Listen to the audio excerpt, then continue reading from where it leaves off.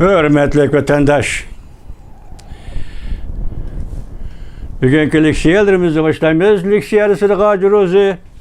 Washington'da sözdeyimiz. Bugün Çislak 2024 yıl 4. ayının 21. günü vatandaş. Evvel derdimli bir sözdü olay. Kapamala. Ben saat 11 yerimde çıkıp sözlügen. 3 katım sözledim. Onun için 3 katım sözlügen sözümün hiç kayısı. 3 leksiya sözlüğüm çıkmadı. Ya avaz yok ya süret yok. Ne mi sebep bilmeyim vatandaş. Hazır o çepniyak özellikle sınap baktım saldım yani kandak oldu bilmedim. İşte kameram var yeniden birini aldım umuşunda konusu hem umuşunda okşaşla. Çepni işçiki salsam bu 50 watt çepni işçiki salsam 50 watt bile süret çıkma watt avaz çıkma watt. Muşunda 3 saat işlep sözlep bulup bu kamera çıkmasa adam şundak cehil olurdu var vatandaş. Şunu bu derdimde silahı sözledim. Bugün sözleydiğim leksiyalarım 3 parçaydı. Birinci, ikinci 2 parçası dostumuz Ömer Kanat ile sohbet. Bugün onu koyup duray. Hazır mı birinci leksiyamı silahı bir sözle bakay. Yani çıkamdı çıkmadı bilmeyeyim kaçıran vatandaşlar. Bugün silahı sözleydiğim leksiyamız bundak vatandaş. Avval silahı vaziyet doğrusu gap kılaylı. Tuyuq söz yetip kelgen haber. Saudi Arabiya Cüngü bilen bolgan barlık hamkarlıkni amelden kaldırdı. Eğer müşü rastlı bulduğun bolsa acayip eş vatandaş. Nöbet oturu şarkı Hamas ile İsrail'e oturu sıkta konuş. Oturu şarkını 3. kıtım belki 4. kıtımlık yaptığını özgertip etti. Eğer Saudi Arabistan Cüngü bilen bolgan barlık alaka münasebetlerini hamkarlıkni amelden kaldırdıgan bolsa oturu şarkının kıyafeti yepyeni bir kıyafet oturuğa çıkıdı vatandaş. Oturuğa çıkıdı. Aman qarağa. Tuyuq yetip kelgen haber Saudi Arabiya Cüngü bilen bolgan barlık münasebetini amelden kaldırdı. Hamkarlıkni. Xi Jinping cheksiz gazaplandı mana bu cümle vataq bunun keyinde. Cüngü nepet şirketi gumran boldu. Bu cümlen bak. Demek Saudi Arabistan'ın münasebetlik asaslığı eğer nepet tabiiga Saudi edirseniz Saudi Arabistan hemkarlıkni amelden kaldırdı.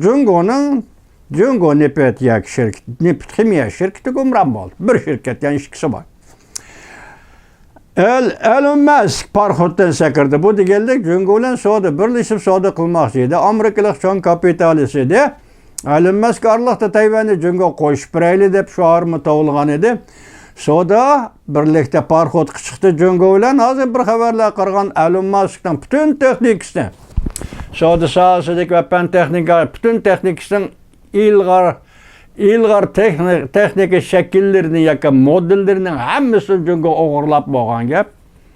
Şununla Cüngü bilen boğan münasebet ellik Elon Musk'tan Soda münasebeti buzulgan gep. Bir adı Elon Musk parxotdan sakırdı. Xi Jinping bütün sep boyunca tarmar oldu. Qaysi sepler devlet sepleri, devlet aldığın sepleri, devlet siyasi hemmisi tarmar oldu. Cüngü'nün devlet gücü tügeçti. Diplomatiya, iktisat, geopolitikalık siyasetin yüzlenişi bütünley gümran bol. Şavlin maliye türgünmüş balına haberde bir katım yetkizgen edelim. Sizlerge bugün bu yeniden kepti. Şavlin maliye siyaset obzore. 4. ayının 21. gün YouTube. Yana bir haber, odatdan tashqari haber. Reis Xi Jinping hammani belgilab bo'ldi. Yaqinda 3. umumiy yig'inni chaqirdi. 3. umumiy yig'in o'tgan yil 11. chaqirish kerak. Qoida bo'yicha, nizam bo'yicha, tartib bo'yicha, lekin hozirgacha yo'q. Endi 3. umumiy yig'inni yaqinda deganda 6. oyda chaqirdigan xabar tor betida keldi. 6. ay qaysi ay? 5. ay en mühim ay. 5. ay. 5. ayın 20. günü Tayvan'da yeni prezident vazifeye oturdu. 5. ayda ayının 5'inde Reis Xi Jinping Avrupa, Fransa'ya ziyaretke vardı. 5. ayının qaysi vakti ki enek emas Prezident Vladimir Putin Cüngü'de devlet işler ziyareti de buludu. Göpten vezni eğer vatandaş. Şundaq mı? Yaqında 3-cü umumi yığın çaqırdı. Bu yığında zor özgürüş yüz berdi. 3-cü umumi yığın çaqırıldı. Bu yığında zor özgürüş yüz berdi. 2000 yıllık Cungo'nun tarixida Xi Jinping tunji qatim özgürüş hasil qilgan bo'ldi. Bu qaltis gap vatandaş. 2000 yıllık Cungo'nun tarixida Reis Xi Jinping bu qatim 3-cü umumi yığında özgürüş hasil qilgan bo'ldi. Su Şakan obzori 4-cü ayının 21-ci günü YouTube. Yani bir haber. Amerika Qo'shma Shtatlarının sabri taqati tugashdi, oxirlashdi. Amerika Qo'shma Shtatlari Jungo'ga qaratgan bir maydon aralashma jangni boshladi. Ya'ni siyosat iqtisod aralashib ketgan ahvolda mushundaq bir maydon aralashma jangni boshladi. Jang sinja bilisizlar 4-cü ayının 21-ci günü YouTube. Bu sizlarga yetkazgan vaziyat Jungo'ga munosabatlik. Endi yana Jungo'ga munosabatlik bugungilik emas. Davlat ishlar kotibi Antony Blinken yana bir qatim Jungo'ni ziyorat qiladi. Amerika Jungo jiddiy munosabatli. Yaxshi bo'lib ketishi yanada natayin. Mavzuli xabar 4-cü ayının 21-ci günü Amerika ovozi Xitoy tel programmasi e'lon qilindi. Xabar bundoq boshlandi. Washington, Amerika Qo'shma Shtatlar davlat ishlar kotibi Antony Blinken 4-cü ayının 24-cü kunidan 26-cü kunigacha Jungo'ni ziyorat qiladi. Hamda Shanghai, Beijing qatorliq shaharlarda Jungo'ning yuqori darajalik amaldorlari bilan ko'rishdi. Hozir qarab turing, siz davlat ishlar kotibi Antony Blinken Beijingni ziyorat qilishdan burun hozir xalqaroda nima ishlar yuz berdi deb xalqaroni qo'yib turaylik. Amerika Qo'shma Shtatlari Davlat Majlisi Avom palatasi bir qonun loyiha yoki byudjet qonun loyihasini tasdiqladi yoki ma'qulladi. Kengash palatasiga yo'lladi. Kengash palatadan chiqqandan keyin prezidentga yo'llansa hatto Aqsaroy prezident Joe Biden ifoda bildirib, men darhol imzo qo'yaman dedi. 950 milyard no yi depti, 950 milyon men bunu bilemedim, bırak nurg'un pul. Bu üç tarafga yordam, İsrailga yordam, Ukrainaga yordam, Tayvanga yordam. Shunami? Tayvanga yordam. Tayvanga yordam bu qonun loyiha Avom palatasining ma'qullangan mushundaq kunlarda Amerika Qo'shma Shtatlarining davlat ishlar kotibi Antony Blinken Beijingni ziyorat qildi.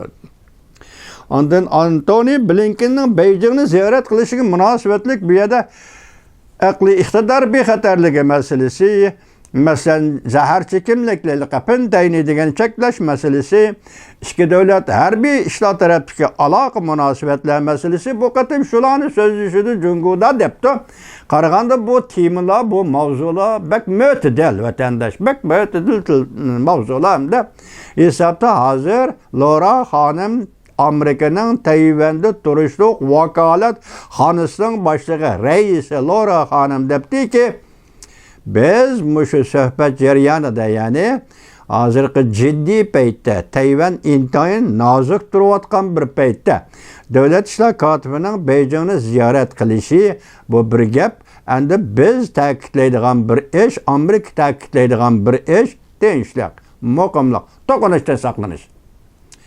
Demek bu qatim Tayvan'da maxsus, Beijing'da maxsus holda Tayvan masalasi o'ttirib qo'yildi, muhokamaga tushdi degan gap vatandosh.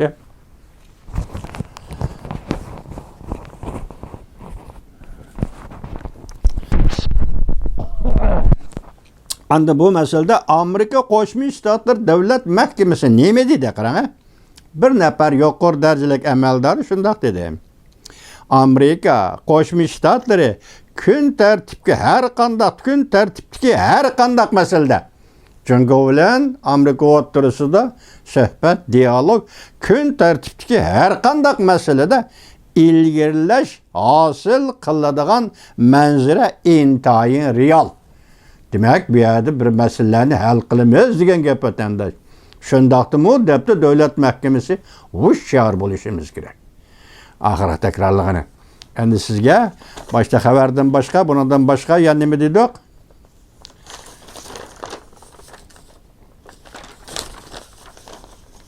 Amerika Qo'shma Shtatlari Avam palatası yukarıda 950 milyon yoki milliard dollarlık Ukraynaga, İsrailga, Tayvanga yordam berish qonun loyihasi ma'qulladi.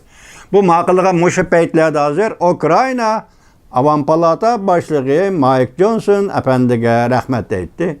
İsrailga Mike Johnson, Avam palata boshlig'i Mike Johnson apandiga rahmat aytdi. Tayvan ham Mike Johnson apandiga rahmat aytdi. Rahmat aytish bilan birga mushu kunlarda Ukrayna Rossiyaning quruqlig'i yoki Rossiya territoriyasiga 8 oblastga hujum qildi. Havo hujumi. İşte shundoq, endi bizlarni yig'ishtirib kelaylik. Mana boshda aytgandek, Davlat ishlar Antony Blinken Beijingni ziyorat qilish 24-kunidan boshlab 26-kuniga 2 kun. Mushu oraliqda Davlat Majlisi Avam palatasi qonun ma'qulladi. Tayvanga pul yordam berishga munosabatlik İsrail va Ukraina ham buning ichida. Dal shundoq vaqtda. Yani xizmatandashim, endi eng muhim masala nima desangiz, bu qatim matbuotlar takrorlansin yoki eg'izga elinsin, bu qatim Jungo Rossiyaning Ukraina urushiga yordam berdi yoki Ukrainada urush qilayotgan Rossiyaga yordam berdi. Sen buni o'zingni tutib olishing kerak. Davlat ishlar kotib Antony Blinken negizlik oldi mushu masalaga qaraydi ekan. Beijingda vatandosh bundan burun 4-oyning 3-4 kunlari 8 kun Jungoni ziyorat qilgan Amerika Qo'shma Shtatlarining Moliya ministri Janet Yellen xonimi ham dal mushu masalada Amerika qo'l qo'yishtirib qarab o'ltirmaydi. Sen Rossiyaga yordam qilishni o'zingni tutib ol dedi. Dal shu kunda, masalan 8-kunida Rossiya Federatsiyasining tashqi ishlar ministri Sergey Lavrov Beijingni ziyorat qildi. Bu intayin ciddi diplomatik munosabat desangiz, bugun endi orqadanlar 24-kunida Davlat ishlar kotibi Antony Blinken Beijingni ziyorat qiladi. Laura Hanım dedi, bu sohbete Tayvan meselesi ciddi mesele dedi. Bugünkü vaziyetimiz şu. Hazır iki parça makalem yani kalıp kaldı. Bunun mavzusu Ömer Kanat ile sohbet idi. Vatandaş kana hazırman sözlüdüm. 2 saat, 3 saat avar buldum. Sözlü geldirim çıkmadı. Hem de mani sözlüdüm bu konuda bilmeyme vatandaşa. Yani insan her kandak nasıl oylaydı.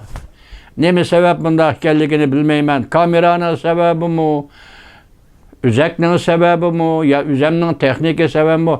Bunda qaqshab ketishimnin sebebi emgek qilgan adamning emgeki 3 saat, 4 saatlik emgek behuda bo'lib ketsa, endi inson bu yoshga kelgan chidamaydi ekan vatandoshiniga. Shuni sizga dardimni so'zlab ketdim, anglab qo'ying derdim.